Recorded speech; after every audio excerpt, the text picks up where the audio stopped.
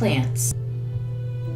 In this video, we will discuss common misconceptions children have regarding plants, the type of plants, their parts, life cycles, their structures and functions.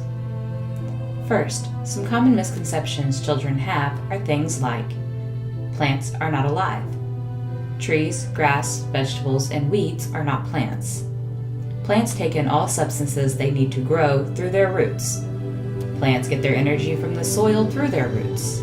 Soil provides a support structure and food for plants.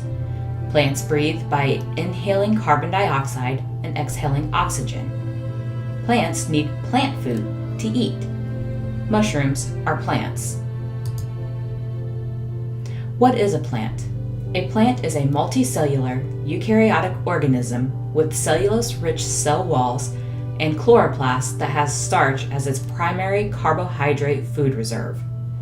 Most are photosynthetic, mostly found on land, and autotrophic, meaning they make their own food. There are two distinct classifications of plants, vascular and non-vascular. Vascular plants account for the majority of plants.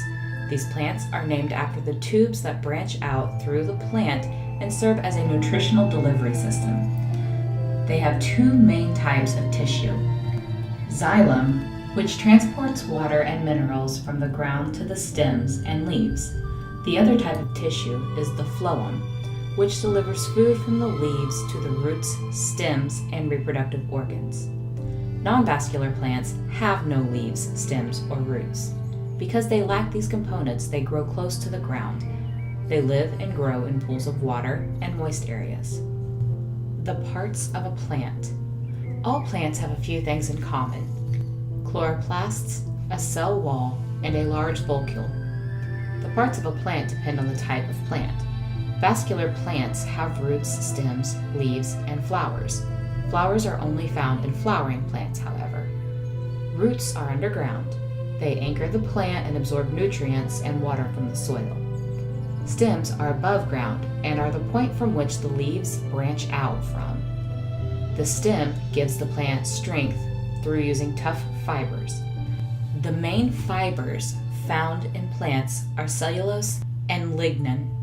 The stem is where the xylem and the phloem are located, which, as mentioned earlier, act as the transport system for nutrients. The leaves are the key to keeping vascular plants alive. It is the site of photosynthesis, which we will cover later. It is where glucose may be stored, and they may protect the seeds in some plants. Although they have structures that are leaf-like and stem-like, non-vascular plants do not have true root, stem, or leaf systems. Photosynthesis. Photosynthesis is the process by which plants make glucose for their energy source. It happens in two stages, light reactions and Calvin reactions. The sun strikes the leaves and is absorbed by the chloroplast, which contains chlorophyll. Chlorophyll is a green, light-absorbing pigment. Carbon dioxide enters the leaves through the stoma, or tiny pores in the leaves. Water in the plant is broken up into hydrogen and oxygen.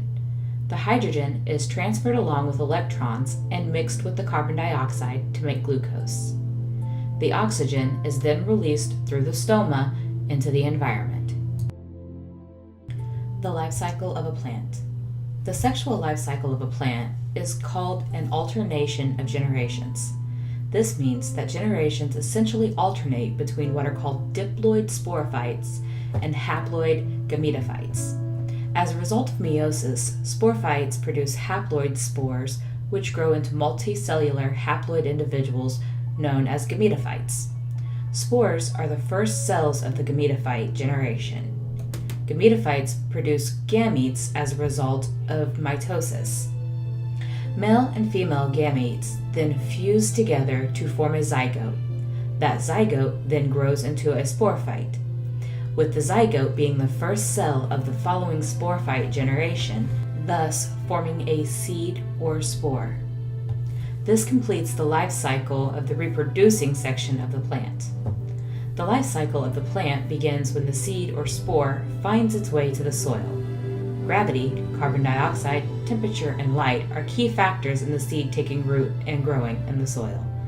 The seed goes through a process called photomorphogenesis. They go from seed to seedling, during which the roots and stem forms while it works its way to the surface of the soil. Once it reaches the soil, the leaves form. The plant continues to grow as long as it is provided with all that it needs from the environment. It starts its reproductive cycle, spreads its seeds or spores, and eventually dies. Ways seeds are dispersed. The way seeds are dispersed is fairly simple. They may simply just fall from the plant. They can attach to animals and eventually fall off of them after time. Seeds may be eaten and travel through animal digestive systems. They may make travel by use of the wind, by water, and some plants can use tissues in their structures to launch their seeds. This concludes the basic introduction to plants.